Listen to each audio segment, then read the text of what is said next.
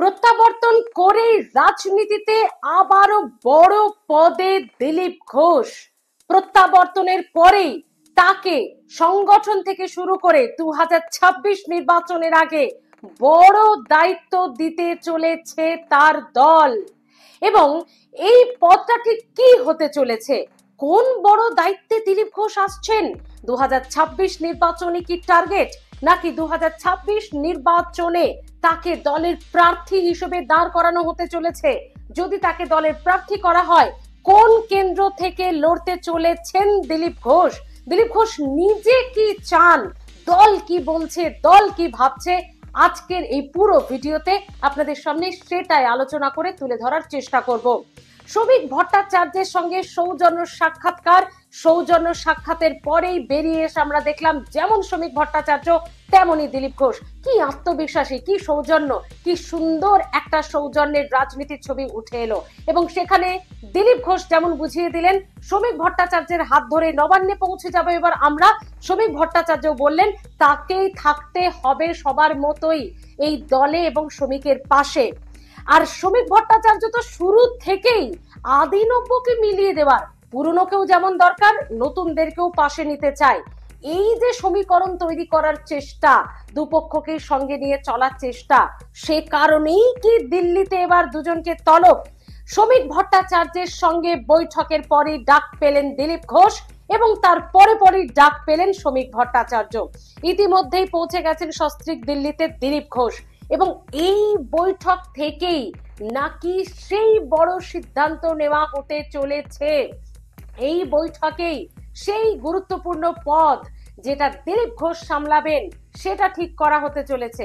আর শ্রমিক ভট্টাচার্যকে ডাকা হয়েছে 2026 নির্বাচনে সংগঠন কিভাবে এগোবে, দলের স্ট্র্যাটেজি কি থাকবে, পলিসি কি থাকবে। 2026 নির্বাচন আর বছর ঘুরলে, এক বছরও হাতে সময় নেই, তাহলে বিজেপি ঠিক কিভাবে নতুন রাজ্য সভাপতিকে পরিচালনার দায়িত্ব দেবে এবং কোন কোন দিক গুরুত্ব পাবে, এই সবটার বৈঠকের জন্যই দিল্লিতে দুজনকে তলব। হ্যাঁ, দুজনকে তলব, দিলীপ ঘোষ এবং শ্রমিক ভট্টাচার্য, বাকি আর কাউকে নয় এই রাজ্য থেকে এখনো পর্যন্ত। এর পরবর্তীতে হয়তো হতে পারে, কিন্তু আপাতত দিলীপ ঘোষ এবং শ্রমিক ভট্টাচার্য সেই বড় দায়িত্বের সিদ্ধান্ত নেওয়া হতে বৈঠক। এবং এই বৈঠকের আগে, দিল্লি যাওয়ার আগে যেভাবে আক্ষেপ থেকে শুরু করে একেবারে কঠোর জবাব সবটাই দিলেন দিলীপ ঘোষ। কি বললেন, বড় দায়িত্ব তো তাকে দেওয়া হতে চলেইছে, তবে সেই দায়িত্ব নেওয়ার আগে, দিল্লিতে যাওয়ার আগে দিলীপ ঘোষ বলে গেলেন দলে পুরনোরা সব সময় থাকবে, থাকা উচিত, তাদের জায়গা সবার আগে।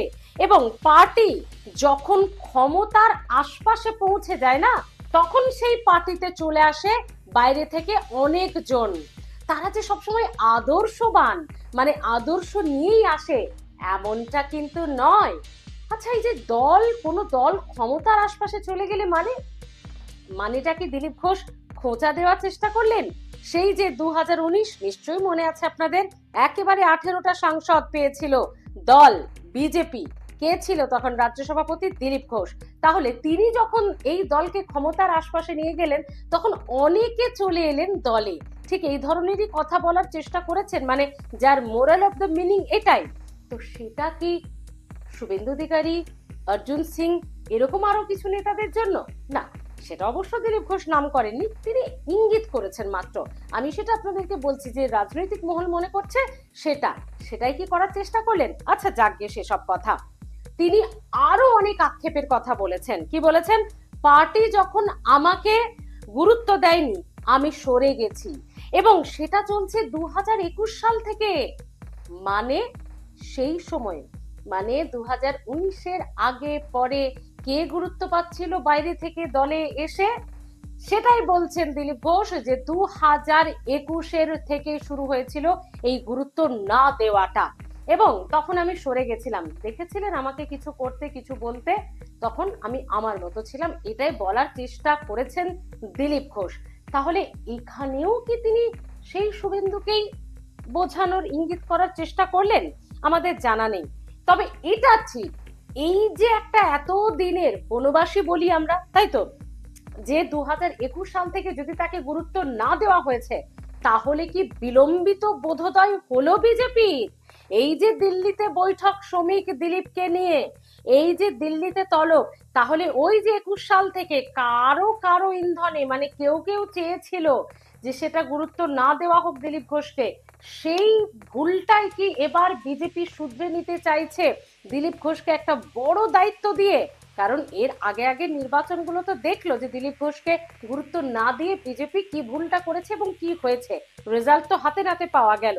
তো সেই জায়গায় দাঁড়িয়ে সেই বনবাস 21 থেকে সেই 25, এই বনবাস কি কেটে যেতে চলেছে 2025-এর এই বৈঠকের পর? 2026-এর স্ট্র্যাটেজি নির্বাচন থেকে শুরু করে দিলীপ ঘোষকে বড় দায়িত্ব দেওয়ার সিদ্ধান্ত দিয়ে সেই বনবাসী কি কাটতে চলেছে? দিলীপ ঘোষ কি বলছেন, আক্ষেপ থেকে শুরু করে, অভিমান থেকে শুরু করে, আত্মবিশ্বাস, স্বভাব সিদ্ধ ভঙ্গিতে সবটাই ধরা পড়লো দিলীপের গলায়। শোনাবো। তো পুরনোদের সবসময় থাকবে আর রাখা উচিত, কারণ তারা রক্ত দিয়ে ঘাম দিয়ে পার্টি দাঁড় করিয়েছেন, বহু স্যাক্রিফাইস করেছেন। পার্টি যখন ক্ষমতার কাছাকাছি আসে বহু লোক এসে যায়, সবাই আদর্শ নিয়ে আসে এরকম নয়, বিভিন্ন উদ্দেশ্য নিয়ে আসে।